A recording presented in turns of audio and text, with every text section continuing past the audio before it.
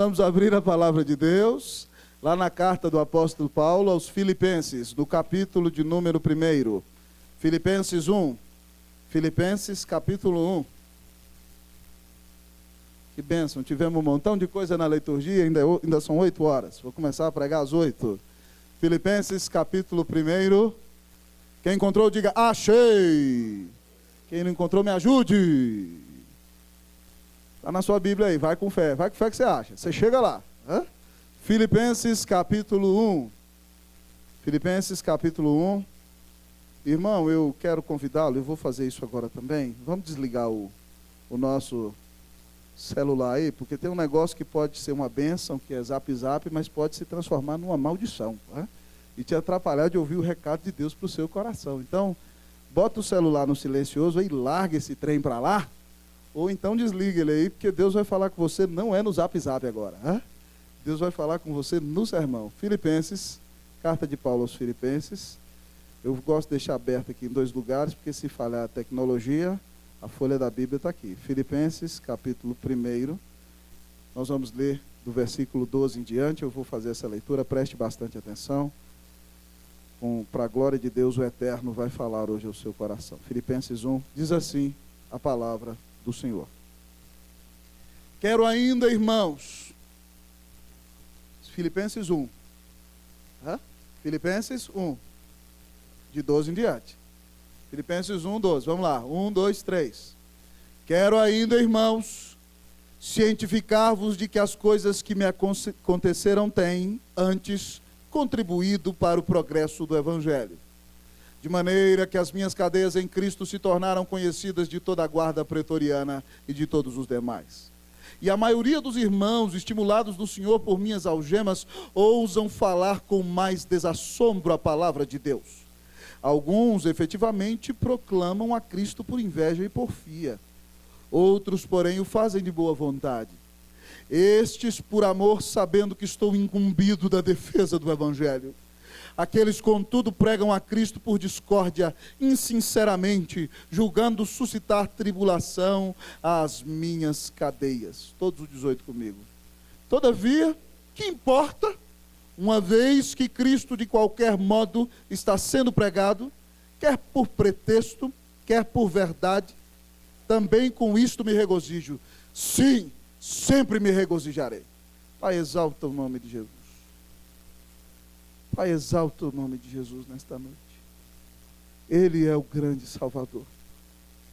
Ele é o que faz milagres que não são explicáveis aos olhos do homem. E, ó Senhor, nós estamos aqui por causa dele. Senhor, nosso coração exulta porque já chegou o tempo do Natal, onde nós celebramos a vinda do Filho de Deus. Mas, Pai, que para nós Natal não seja só uma árvore, não seja só presentes, que é muito bom, ou confraternização familiar, que seja tudo isso, mas que seja infinitamente mais, porque Cristo é o nosso Natal. Deus, dá-nos a bênção de, nesse mês de dezembro, ter um tempo de reconciliação com o Senhor. E, ó Pai, especialmente hoje, nesse texto que o Senhor colocou no meu coração, usa a minha vida, Deus, para expor com fidelidade a tua palavra. E usa a vida do teu povo para ouvir em adoração a tua palavra. Espírito Santo, enche-nos da tua presença. Espírito Santo, faça, Senhor, ouvir a tua voz ecoando dentro de nossos corações.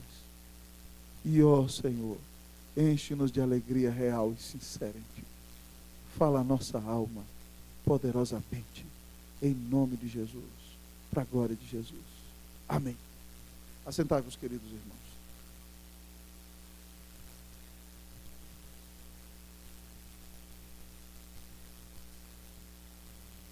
O nascimento de Jesus, queridos irmãos e irmãs, foi marcado por grande glória.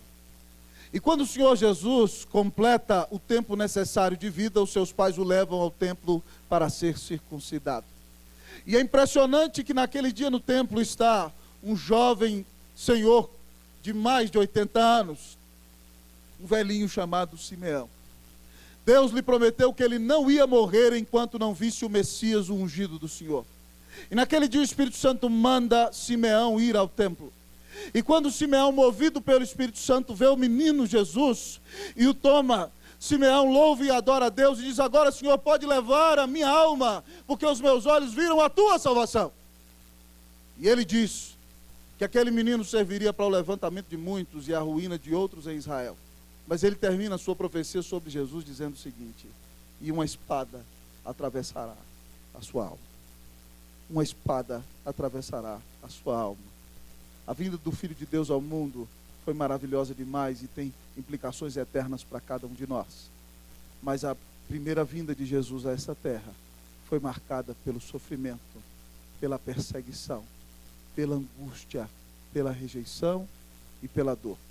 E tudo culminou no dia em que ele, cravado na cruz, gritou: Deus meu, por que me desamparaste? A espada atravessa a sua alma.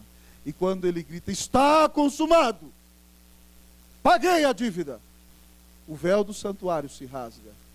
A salvação agora está para todos os filhos de Deus em todos os rincões da terra. Mas Cristo sofreu imensamente. O seu sofrimento foi terrível, mas nós temos benefícios eternos como fruto dessa salvação. Ora, meu querido irmão, se o sofrimento do Senhor trouxe o maior de todos os benefícios, que é a salvação em Cristo Jesus, nós, como cristãos neste mundo, que enfrentamos lutas a cada dia, temos que entender que os sofrimentos pelos quais Deus nos permite passar trazem também imensos benefícios para a nossa vida espiritual e para o nosso relacionamento com Deus. E nesse texto que ora lemos, nós encontramos Paulo, o apóstolo dos gentios, encarcerado, preso em Roma, numa prisão domiciliar, numa casa em que ele mesmo aluga. Mas lá está ele, acorrentado aos soldados romanos, a guarda pretoriana, a guarda de elite romana. De manhã está ali o Flávio, passa 12 horas com Paulo. Depois Titus, mais tarde Vespasianos, Lúcius e outros romanos, todos os dias ali encarcerados a Paulo.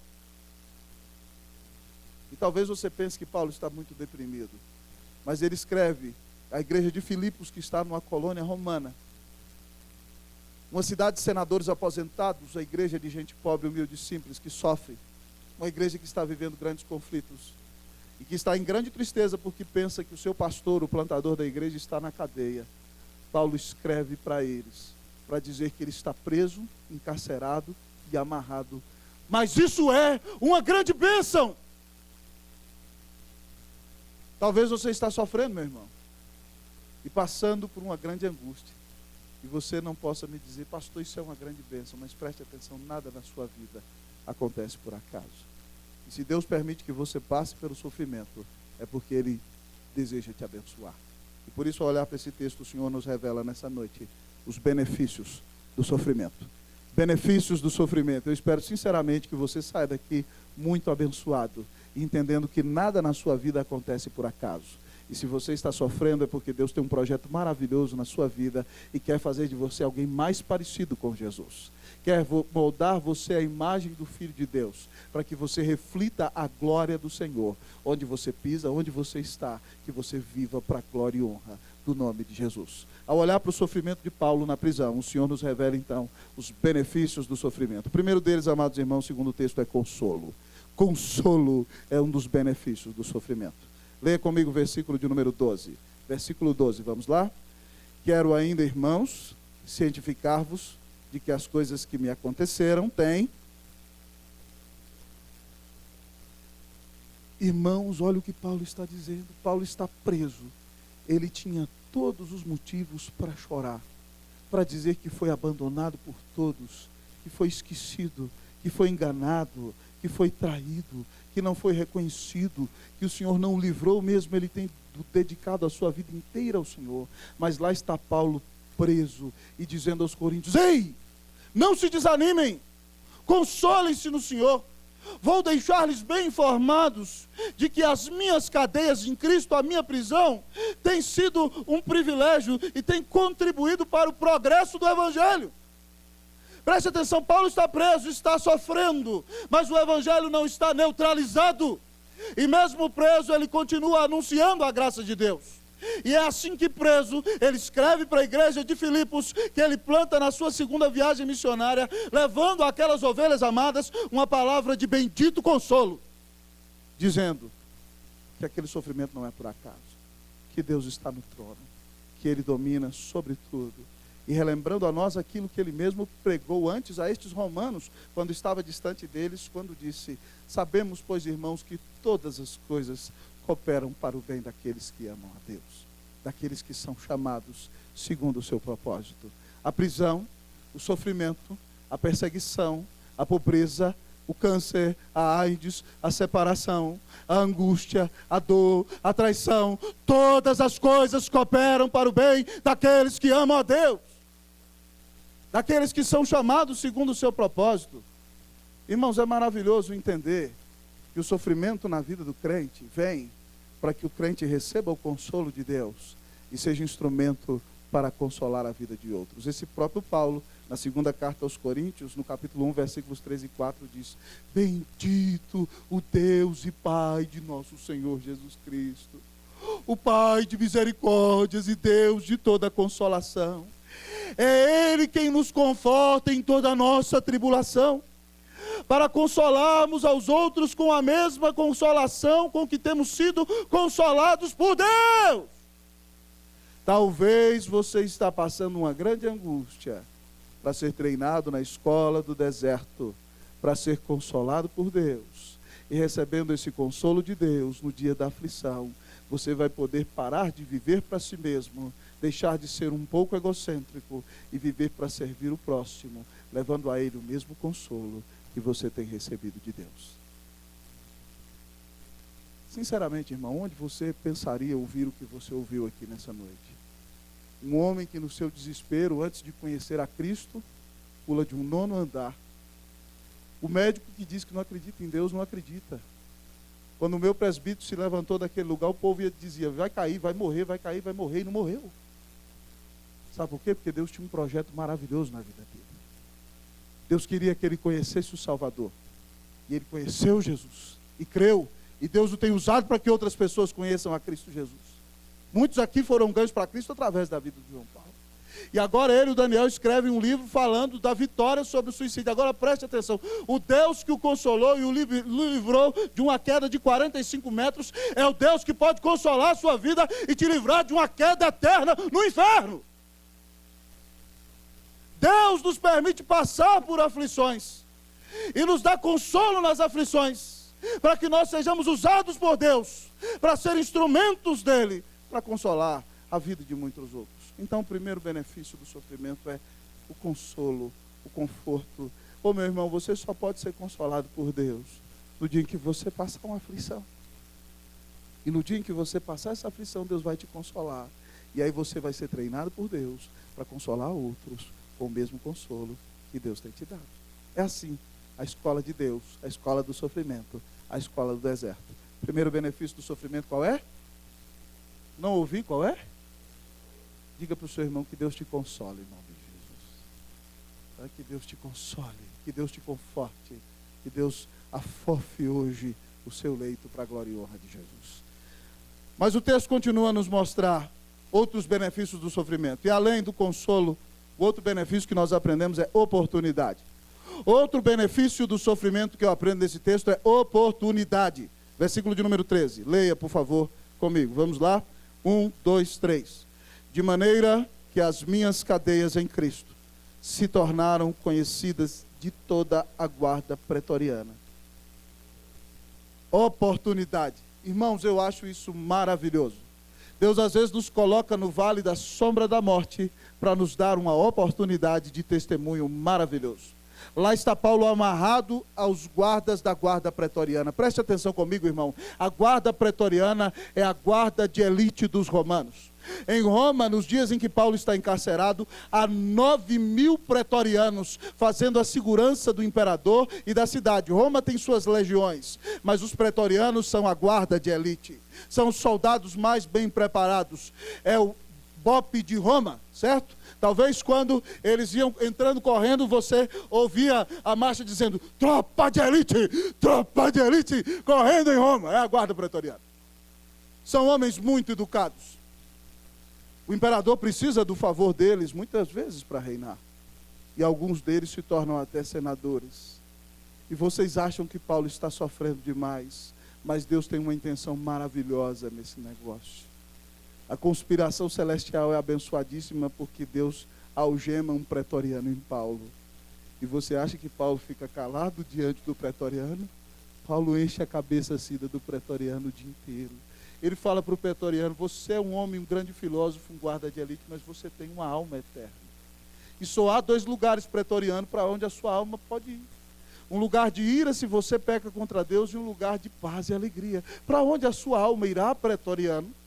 E o Flávio fica ali com medo: eu tenho pecado, eu tenho feito coisas erradas. E Paulo vai explicando para aquele pretoriano quem é Jesus, que ele é o Filho de Deus, que Deus é santo, que o homem pecou contra Deus, mas que Deus resolve então o problema do homem para não lançá-lo no inferno. Manda Cristo Jesus para morrer na cruz do Calvário pelo seu povo. E Cristo ressuscita. E o que Deus requer do homem é que ele se arrependa de seus pecados e creia que Jesus Cristo é o Filho de Deus, é o único mediador entre Deus e os homens. E de repente o pretoriano diz: eu quero essa salvação. E ele se arrepende e ele nasce de novo. E a alegria do céu invade a sua alma. E Cristo enche o seu coração. E o pretoriano é salvo. E fala para outro pretoriano. E de repente fica o outro da guarda e Paulo ganha mais outro. E de repente a guarda pretoriana começa a se tornar uma guarda de cristãos, de pessoas que creem em Jesus. E de repente Paulo vem dizer que toda a guarda pretoriana, diz aí: olha, as minhas cadeias em Cristo. Algumas pessoas pensam que ele está preso por Roma, mas ele diz: eu estou cativo, encadeado a Cristo. Se tornaram conhecidos de toda a guarda pretoriana. O assunto de Roma é aquele prisioneiro que não está preso porque cometeu um crime. Não é por conspiração contra o imperador. É por causa de Cristo Jesus, o Senhor. E Paulo está encarcerado, mas o Evangelho não está encarcerado. E Paulo aproveita as oportunidades do seu sofrimento para anunciar aos pecadores que há um só Deus e um só mediador entre Deus e os homens, Cristo Jesus, homem. Que Jesus disse: eu sou o caminho, a verdade e a vida. E que os homens podem ser perdoados por Deus e reconciliados com Ele por meio da salvação em Cristo Jesus. Paulo usa o seu sofrimento, irmão, como oportunidade para anunciar o Salvador. Ô meu irmão, você muitas vezes tem vivido um sofrimento imenso e você fica: pobrezinho de mim, Deus se esqueceu de mim. Aí o seu colega olha para você lá no trabalho: e o seu Deus? Onde está? Aí você fala: é mesmo, se esqueceu de mim. Agora, se você é maduro na fé, você vai estar lá gemendo, sofrendo, e o seu colega vai falar: onde está o seu Deus? Você vai dizer: o meu Deus está no trono. E Ele governa sobre tudo. E ainda que eu esteja sofrendo muito, Ele me ama. Ele deu Jesus na cruz por mim. E Ele tem um projeto maravilhoso desse negócio que eu não entendo. Mas Ele me ama demais. E ninguém pode me tirar da mão dEle, porque Ele deu Jesus na cruz para me salvar. Que bênção maravilhosa, irmão. O sofrimento na vida do crente tem que se tornar oportunidade. Há um irmão nessa igreja aqui que passou mal essa semana, não está aqui, o Ari. Mas o Ari teve um infarto aqui, depois teve um câncer, um linfoma, e ficou lá no hospital, no HUB, fazendo quimioterapia durante um processo de 6 meses.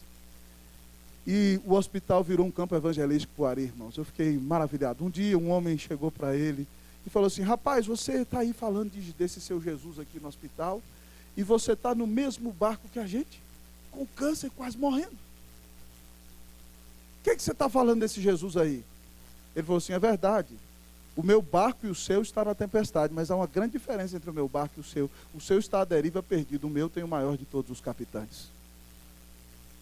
E gente veio a Cristo naquele hospital, por causa do testemunho do nosso irmão, que usou o seu câncer como oportunidade para dizer ao pecador que só Jesus salva.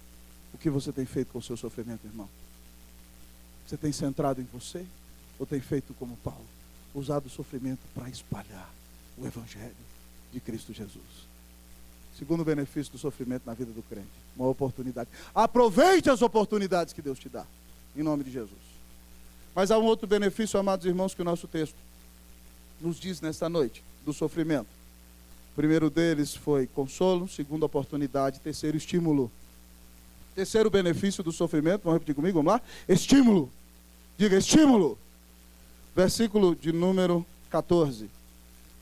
Eu vou ler uma vez, vocês leem a segunda. E a maioria dos irmãos, estimulados no Senhor por minhas algemas, ousam falar com mais desassombro a palavra de Deus. Lê, por favor, novamente.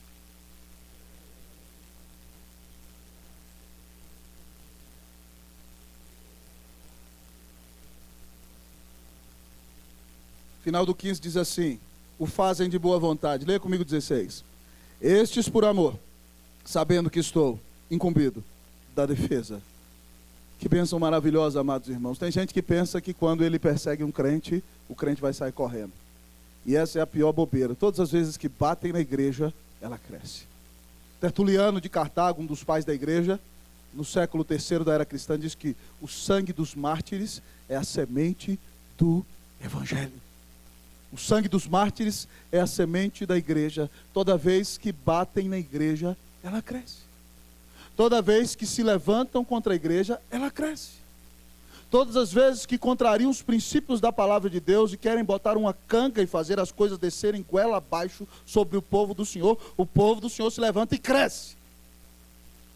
É assim que funciona. E Paulo, então, amados irmãos, conta para nós que lá na igreja de Roma havia alguns irmãos que andavam meio tímidos assim. Será que eles falam? Será que eles não falam? E aí diz que Paulo foi preso, e aí eles viram que Paulo está preso, mas continua pregando mesmo preso. E eles falaram: ué, o maior pregador do cristianismo está preso, mas o evangelho não. E aí diz o texto, amados irmãos, que a maioria dos irmãos da igreja de Roma, certo? Não foi um nem dois, não eram só os pastores, não eram só os presbíteros, não eram só os missionários, não só os diáconos, não só os presidentes da SAF, não só os presidentes do CP, eram todos os irmãos. A maioria deles, diz o texto, foram estimulados, animados no Senhor pelas algemas de Paulo e se levantaram para pregar com desassombro a palavra de Deus. Eles faziam, diz o versículo 15, de boa vontade, amados irmãos. E eles o faziam, amados irmãos, porque sabiam que Paulo estava incumbido da defesa do evangelho. Preste atenção, Paulo não podia pregar mais na Via Ápia, nem na Praça das Três Vendas em Roma, mas ele tinha um público de 9.000 soldados preso numa casa, ouvindo o evangelho todos os dias. E o povo diz: ué, Paulo está preso e pode. Por que se Paulo está preso e pode, eu não posso falar de Jesus? Homens são presos, homens passam, mas o evangelho de Cristo Jesus, irmãos, nunca vai ser encarcerado. Estímulo, irmão, é uma outra grande bênção do sofrimento. Quando eu sofro, a palavra de Deus continua viva e pode ser anunciada. E muitas vezes nós estamos gemendo e sofrendo, mas nessas horas as pessoas abrem o ouvido para nos escutar, e é aí que nós podemos pregar o evangelho, e vendo pessoas que sofrem, nós nos estimulamos e nos movemos para anunciar a Cristo Jesus. No século XX, amados irmãos, houve um grupo de missionários nos anos 50 que foram assassinados no Equador pelos índios Aucas. Estavam entre eles Jim Elliot, Nate Santos e outros mais, e as esposas deles, que tiveram os maridos assassinados, se entremearam na tribo que assassinou seus maridos, pregaram o evangelho. Deus fundou uma grande igreja ali, mas várias pessoas ao redor do mundo, ouvindo a história desses missionários que dedicaram a sua vida a anunciar a Cristo Jesus, disseram: se esses jovens deram a sua vida por aquele que morreu por eles, como nós não daremos a nossa vida pelo Senhor Jesus? A frase de Jim Elliot marcou a história: se Jesus Cristo é Deus e Ele morreu por mim, não existe sacrifício grande demais que eu não possa fazer por Ele. E de repente muitas pessoas se movem a anunciar o evangelho por causa do sofrimento e da dor. Eu conheço muitos irmãos que dizem que porque Deus os encurralou, os levou para um sofrimento, permitiu que passassem uma dificuldade, que eles disseram: Deus, eu vou dedicar minha vida ao Senhor.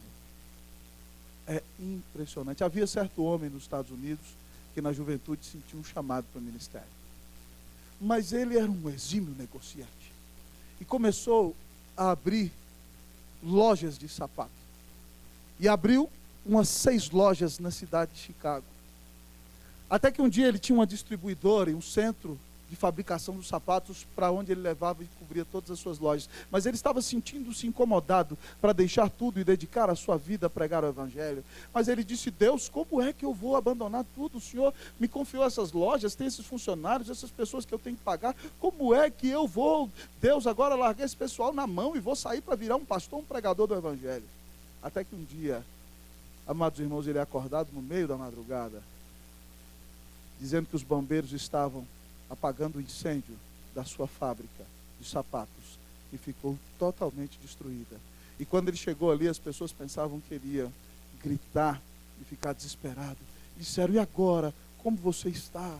Ele diz: eu estou feliz, porque esse é o meu passaporte, o meu chamado para o ministério da palavra de Deus. Talvez Deus tire coisas que você ama demais, para que você entenda que você tem que viver para Cristo Jesus, mais do que para você mesmo. Estímulo. Se você está sofrendo e continua sendo fiel, muita gente vai olhar para você: eu quero ser como você. Eu tive o privilégio de fazer parte, amados irmãos, de uma equipe de jovens pastores, que deixaram seus pais, suas mães, seu país, sua família, e foram para um outro país, e gemeram enfrentando um contexto de liberalismo teológico, e Deus trouxe uma revitalização a uma denominação.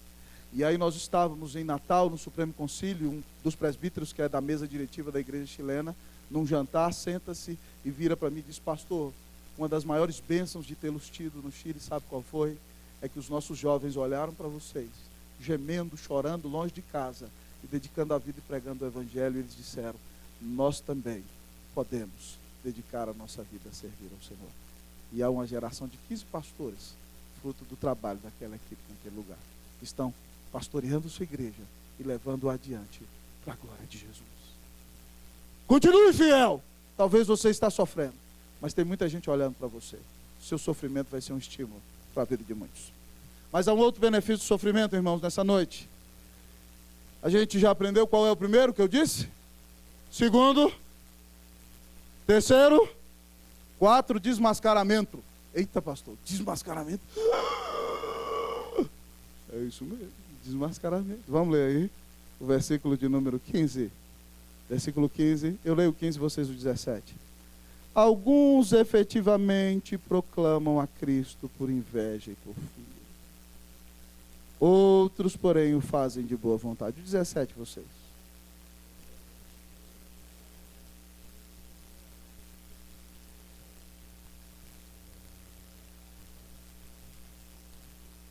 Irmãos, uma das grandes bênçãos do sofrimento é o desmascaramento. Muitas vezes tem gente que caminha com você, que anda com você, que diz que é seu amigo, que te ama, que te beija, que está tudo bem com você. Mas no dia, meu amado irmão, enquanto você está no aplauso, ele está ali. Mas no dia da vaia, sabe o que ele faz? Nunca te conheci. E aí então esse dia do sofrimento é difícil, mas ele é bom, sabe por quê? Porque ele é um dia de desmascaramento. Muitas vezes você acha que tem gente que está do seu lado, com você, para o que der e vier. E enquanto você está na crista da onda, essas pessoas estão ao seu lado.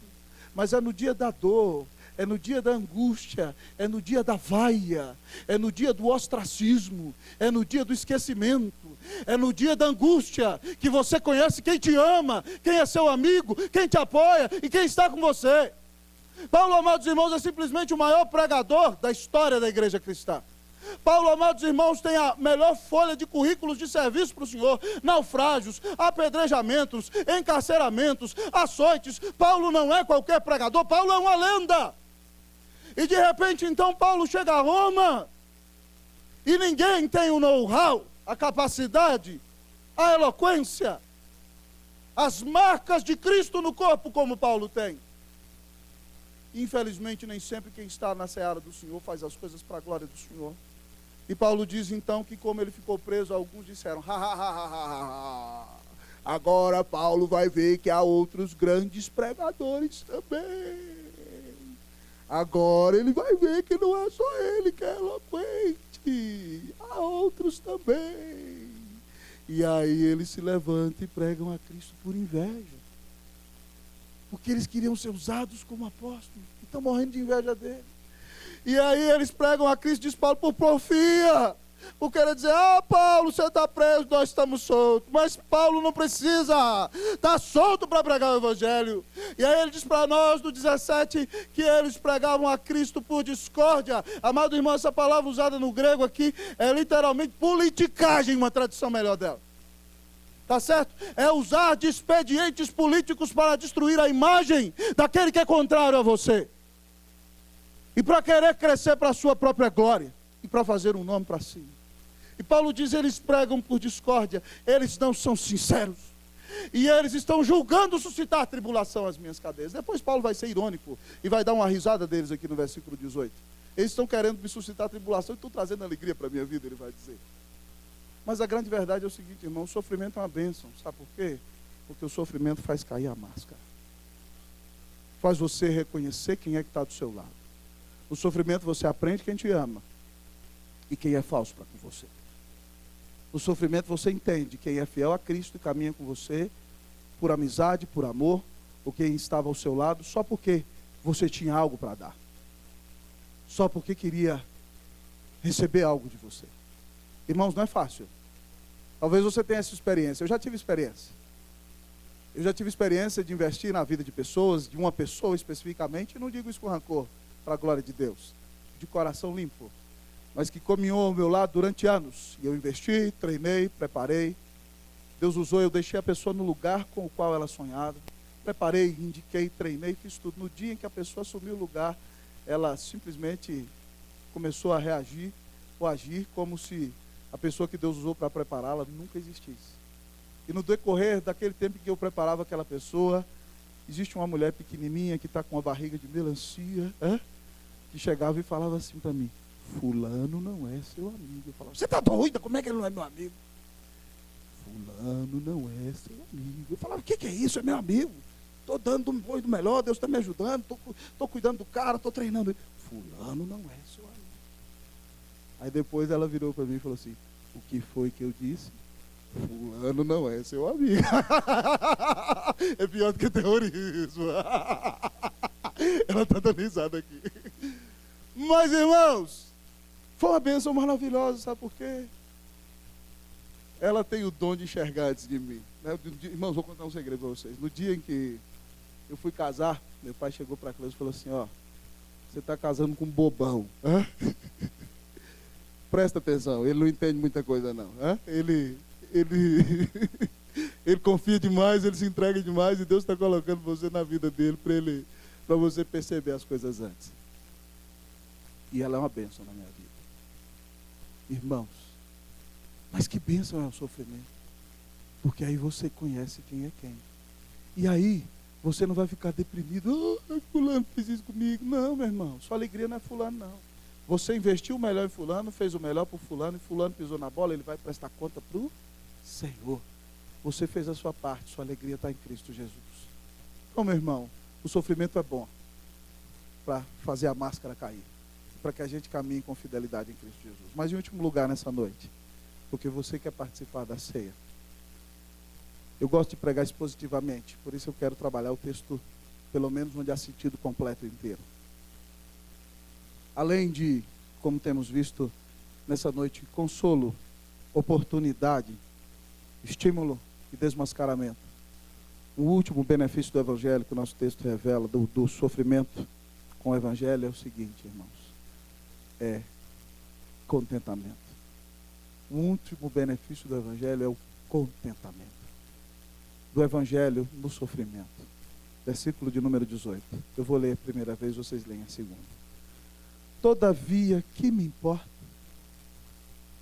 Uma vez que Cristo, de qualquer modo, está sendo pregado, quer por pretexto, quer por verdade, também com isto me regozijo.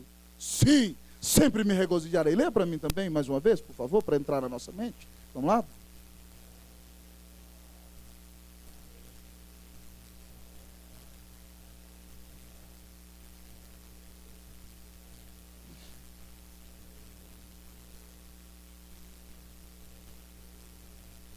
Onde está a tua alegria?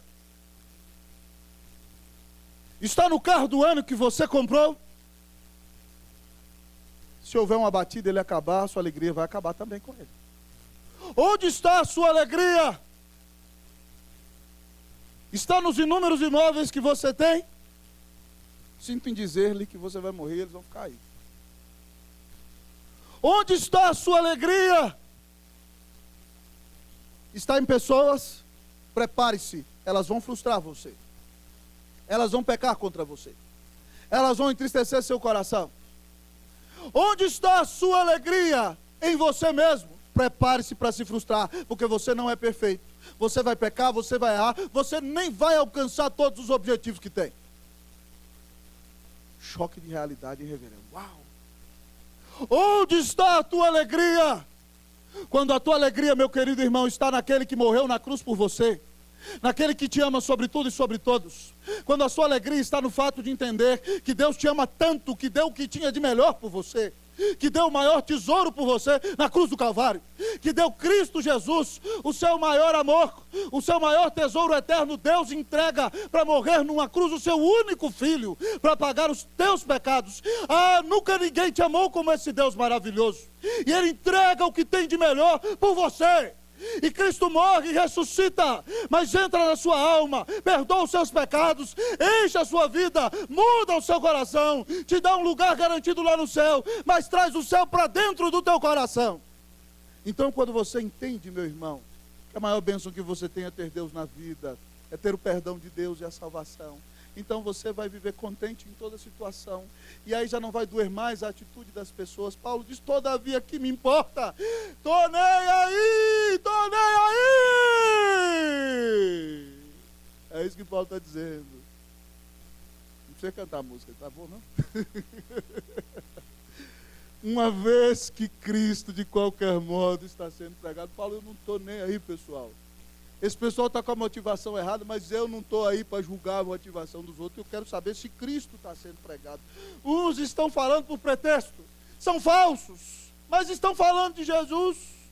Outros estão falando por verdade, mas eu me alegro no meu Senhor Jesus. E se eles estão falando por pretexto, eles estão achando que vão me deixar triste, e eu estou morrendo de alegria. Eu me regozijo agora e vou me regozijar para sempre, quando o nome do meu Senhor for levantado sobre tudo e sobre todos, quando os pecadores puderem ouvir que há um só Deus e um só mediador entre Deus e os homens, quando os pecadores ouvirem que Deus amou o mundo de tal maneira que deu o seu Filho unigênito, para que todo aquele que nele crê não pereça, mas tenha a vida eterna, o meu coração vai transbordar de alegria.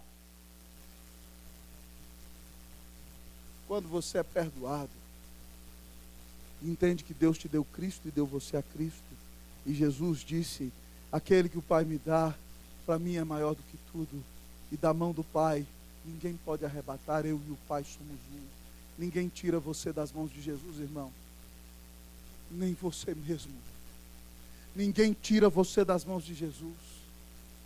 Por isso que você tem que se contentar. Lembre-se de Paulo: porque eu estou bem certo de que nem a morte, nem a vida, nem os anjos, nem os demônios, nem as coisas do presente, nem do porvir, nem poderes, nem alturas, nem profundidade, nem qualquer outra criatura poderá separar-nos do amor de Deus que está em Cristo Jesus. Nada, nada, nada, nada pode separar você de Cristo Jesus. Que bênção maravilhosa! Quando nós entendemos, amados irmãos, que nada nos separa de Cristo Jesus, então nós podemos ser felizes ainda no meio da maior tribulação. É por isso que nós devemos ouvir Paulo: portanto, quer comais, quer bebais, quer façais outra coisa qualquer, fazei tudo para a glória de Deus. Deixa eu lhe fazer uma pergunta.